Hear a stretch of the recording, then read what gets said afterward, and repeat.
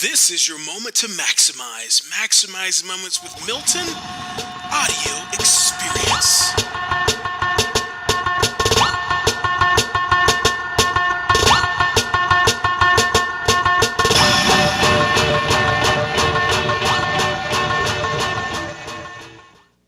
If you're a parent, you know exactly what I'm talking about when you talk to your kids. Boy, give me one reason, give me one good reason I shouldn't beat you right now. But I'm gonna give you nine reasons to live a life of purpose.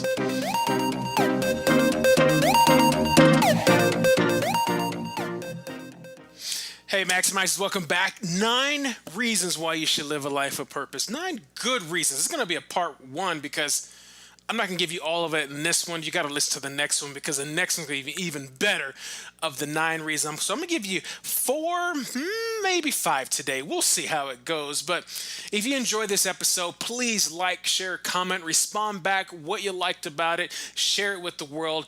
Be a river and not a reservoir. But let's get started. Let's talk about number one, a reason why you should live a life of purpose. Number one, you make an impact in the world. You say, well, I want to make an impact in my own life, Milton.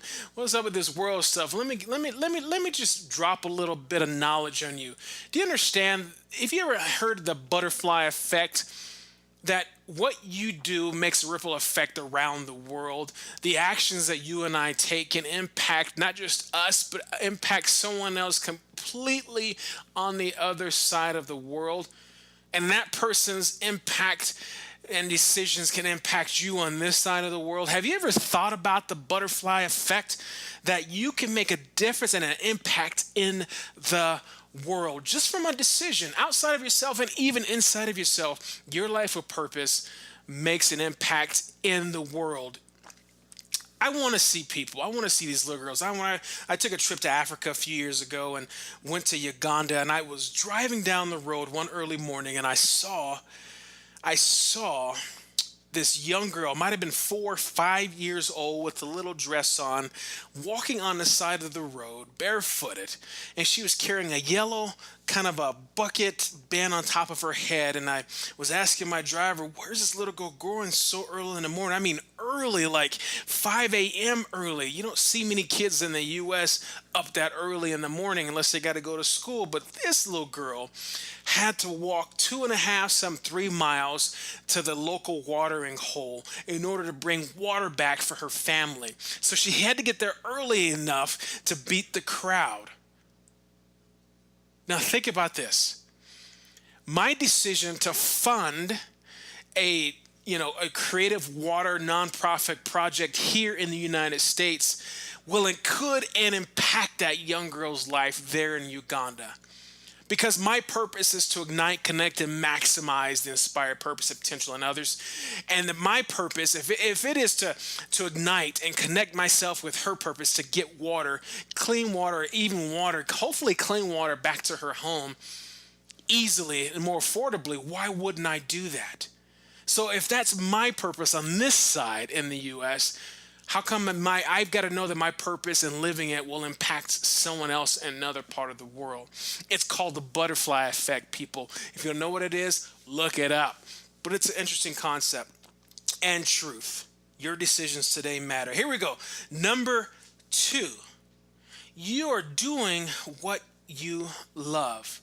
Now, love is really, it's an internal thing, right? So we love. I've been married for almost 18 years, and my wife and I, we were just talking about in January that we are celebrating a 20-year union of one of us when I first met her 20 years ago. Some people, it might not be a lot, but some of it's like, wow, that's a long time. And we looked at each other like, wow, 20 years ago I met you.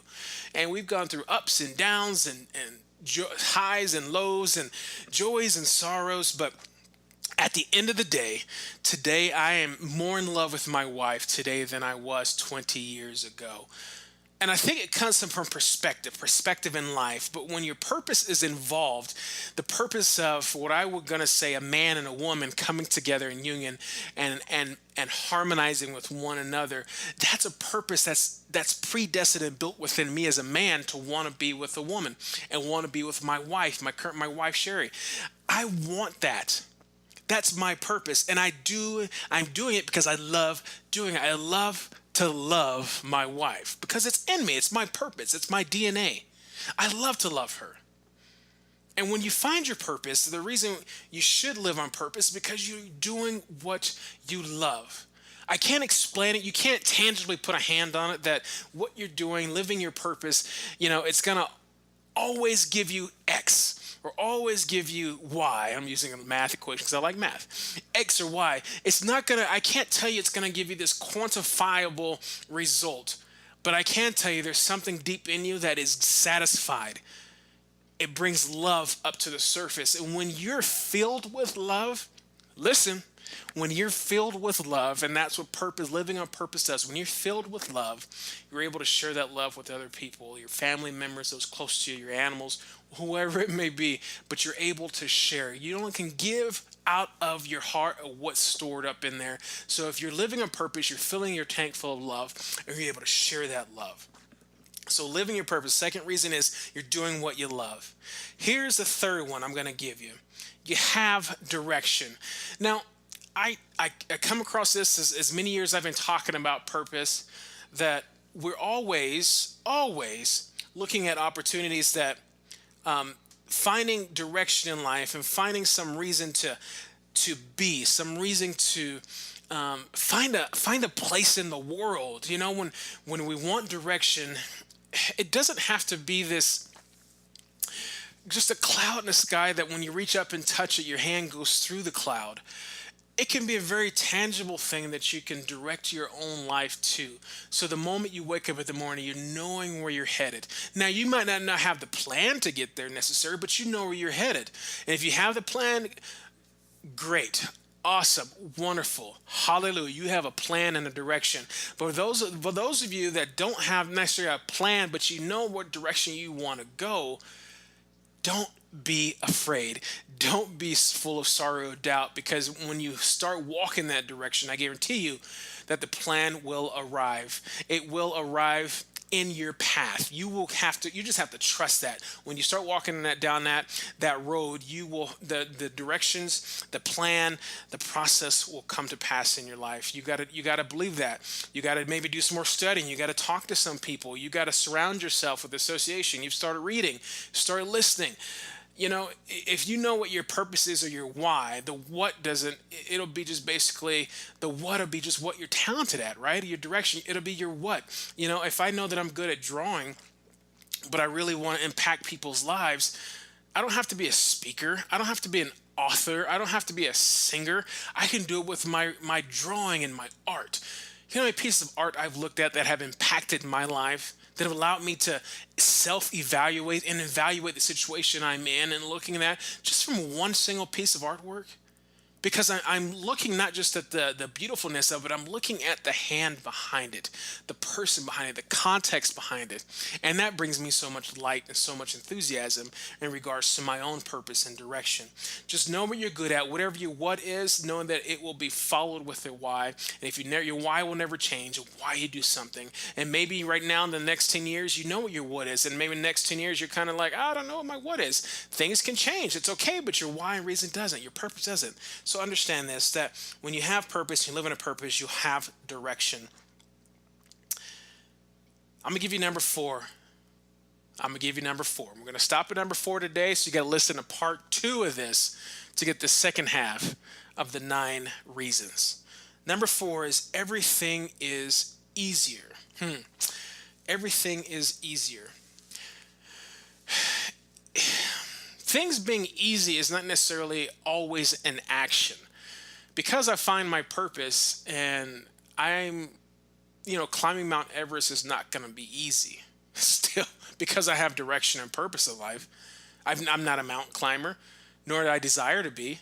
And if I went to go do it, I'd be like, oh, you know what, guys? I can go climb Mount Everest right now because I have some direction and purpose in life. No, that's not what I'm saying. It's not about being easier physically.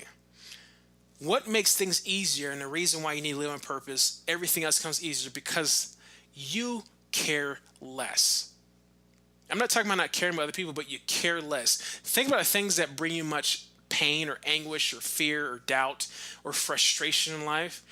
When you find your purpose, again, I go back to filling your tank. When you're living on purpose, you're filling your tank and everything becomes easier.